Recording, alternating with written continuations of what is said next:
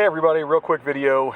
I know there's been some confusion. It seemed like there was a miscommunication with the Monday lesson plan, where I guess you guys were getting the shifts that should have gone out yesterday and didn't get a chance to see the supply curve shift video.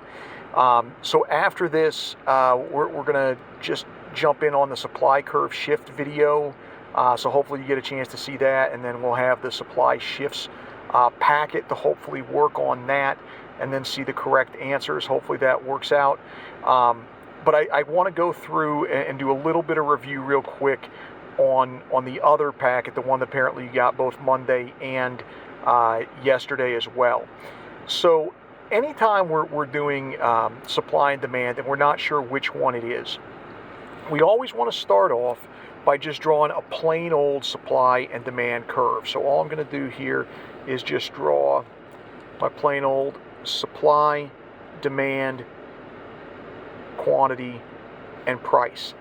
And I know this is super awkward with me not being here and all that, but you are going to have another take-home quiz on this, and so the practice will be really, really helpful on that. Incidentally, while we're talking about that, I still have a few people that have not turned in the take-home test. If I don't have those as of this weekend, those are going in as zeros, so you may want to turn those in. All right, so once I've got this, I've got supply, demand, price, quantity, we're all set there. Then I want to look at what's my product and what essentially changed. So if we're talking Jordans here, okay, let's say that what changed is that the cost of leather went up. I know Jordans aren't really made out of leather, but just roll with me here. If the cost of an input, the cost of an ingredient, cost of anything that we use in terms of making Jordans went up. So the cost here went up, or the cost increased. All right. So first thing I need to go is, all right, cost is what changed. And so then I look at my notes and go, all right, is cost supply or is cost demand? Well, the more I think about it, cost is always going to be supply. That's your number one determinant of supply. So cost is going to be supply. Then I look and go, okay, cost went up. What is supply going to do? Well, if cost goes up, supply goes down. Supply is going to decrease. If supply is a decrease, that's going to shift to the left. Any sort of decrease is going to shift to the left. So we're going to take this right here, this equilibrium, and we're going to move somewhere over here to the left. We'll make a little dot over there to the left. Then we're going to draw a second supply curve that we'll call S2. Why are we drawing a second supply curve? Because this was cost. Cost is what changed. Cost is supply. If it had been something that was demand focused that had changed, then we draw a second demand curve. But instead, we're going to look just at supply. Okay, so what I'm going to do here, we're going to make this S2.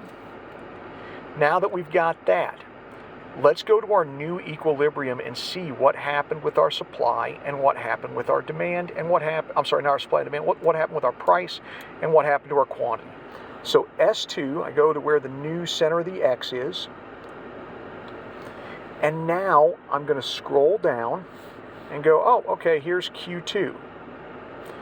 So my quantity went from Q to Q2, it decreased. However, my price at this new equilibrium, my price went from P to P2, my price increased. So my quantity decreased, but my price increased. Well, that makes sense if I think about it. The cost went up. Well, if the cost of an item went up, yeah, the price is going to go up too. The price that we charge consumers, that's going to go up too. And because of that higher price, the quantity is probably going to be less. Okay, so that's a standard supply one. Let's do a real quick demand one again. If you've not done the supply, which it doesn't sound like you guys have done the supply yet, we're going to give you a chance to practice that. But just so we review and make sure we see the difference in the demand one, let's say that our income goes up, and we know for sure that Jordans are a normal good. These are not the inferior good. Jordans are the brand name for sure. Okay, so income went up. We're talking about a normal good.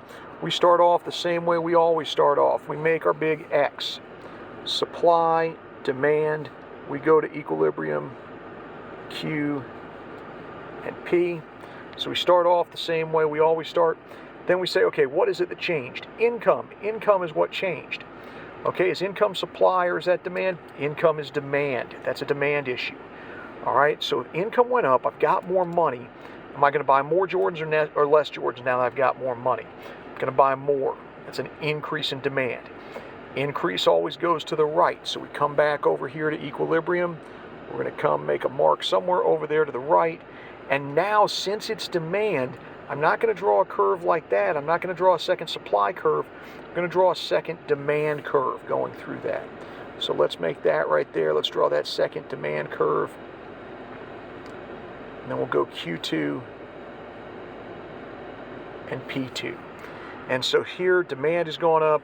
People are willing to pay a higher price since they've got more money and they're buying more of it. Okay, again, I'll cut you guys loose on the supply shifts. Hopefully that makes sense. If not, please email me. I appreciate those of you that have been emailing me. We'll give you guys a chance to practice this some more, both today and tomorrow. Probably do a take-home early next week.